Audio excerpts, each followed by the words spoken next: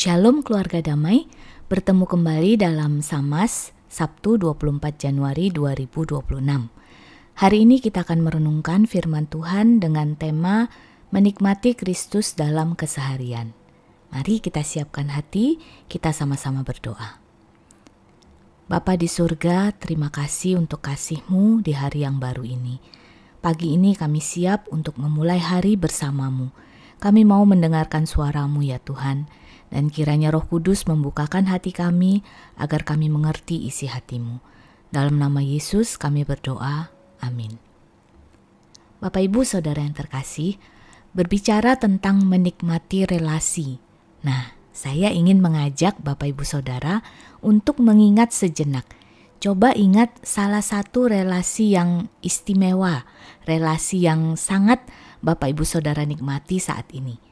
Mungkin relasi dengan pasangan, atau relasi dengan orang tua, dengan anak, dengan sahabat, dengan rekan sepelayanan, atau bahkan sesederhana relasi dengan hewan peliharaan Anda. Coba berfokus pada satu saja, dan bayangkan bagaimana Bapak Ibu Saudara menikmati relasi tersebut. Saya yakin kalau Bapak Ibu Saudara sungguh-sungguh menikmati relasi tersebut, pasti saat ini Bapak Ibu sedang senyum-senyum sendiri. Dan seandainya kita saat ini bertemu muka, pasti Bapak Ibu Saudara akan dengan senang hati dan bersemangat bercerita tentang relasi tersebut. Demikian pula lah halnya dengan menikmati Kristus. Banyak orang mengenal Kristus, melayani Kristus, bahkan berbicara tentang Kristus, namun belum tentu sungguh menikmati Kristus. Kekristenan bukan hanya tentang kewajiban rohani, tetapi tentang relasi atau hubungan yang hidup dan penuh sukacita dengan pribadi yang nyata. Menikmati Kristus berarti mengalami kehadirannya, kasih-Nya, dan karyanya dalam setiap aspek kehidupan kita. Lalu bagaimana kita menikmati Kristus? Saya ingin mengajak Bapak Ibu Saudara terkasih untuk bersama-sama merenungkan 3 poin yang bisa kita terapkan dalam keseharian kita. Pertama, menikmati Kristus berarti berada dalam persekutuan yang terus-menerus, intim, dan konsisten. Yohanes 15 ayat 4 dikatakan, "Tinggallah di dalam aku dan aku di dalam kamu. Sama seperti ranting tidak dapat berbuah dari dirinya sendiri kalau ia tidak tinggal pada pokok anggur. Demikian juga kamu tidak berbuah jikalau kamu tidak tinggal di dalam aku." Tinggal di dalam Yesus bukanlah aktivitas sesekali, melainkan posisi hidup, sebuah konsistensi hidup. Ketika kita tinggal di dalam Dia, Kristus menjadi sumber kehidupan kita, sumber sukacita, damai sejahtera, dan kekuatan. Maka untuk menikmati Kristus, kita harus terus-menerus bersekutu dengan Dia, berkomunikasi dengan Dia, bercakap-cakap dengan Dia. Lalu apakah artinya kita harus terus-menerus berdoa, membaca firman, dan memuji Tuhan? Tapi kan kita juga masih harus bekerja, belajar, mengurus rumah, dan banyak hal lagi yang menjadi tanggung jawab kita dalam keseharian. Bapak Ibu Saudara yang terkasih, kalau kita refleksikan pada relasi yang tadi saya tanyakan di awal, bagaimanakah komunikasi kita dalam relasi itu? Untuk saya pribadi, saya akan mengambil contoh relasi dengan pasangan hidup sebagai suatu relasi yang saya nikmati.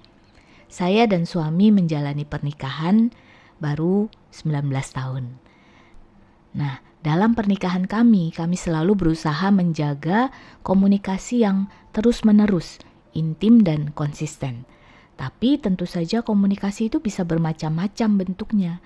Kadang ada deep talk, di mana kami membahas hal-hal yang penting dan mendalam. Kadang ada candaan, kadang ada cerita ringan tentang hari yang kami lalui. Kadang lewat pesan WhatsApp singkat di saat istirahat makan siang.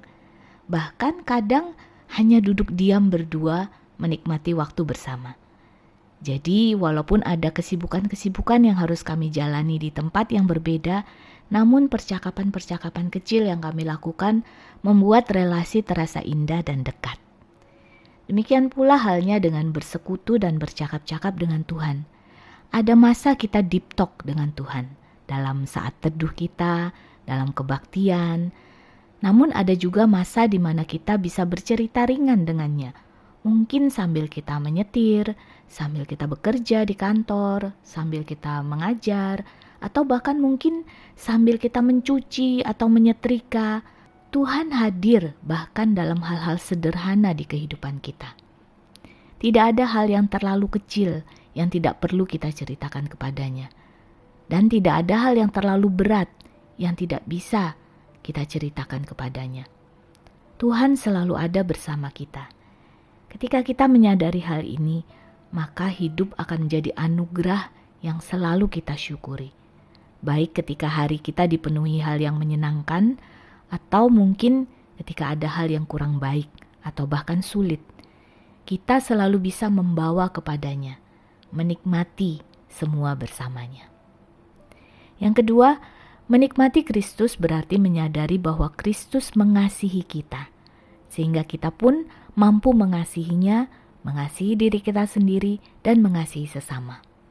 Roma 5 ayat 8 mengatakan, akan tetapi Allah menunjukkan kasih-Nya kepada kita oleh karena Kristus telah mati untuk kita ketika kita masih berdosa.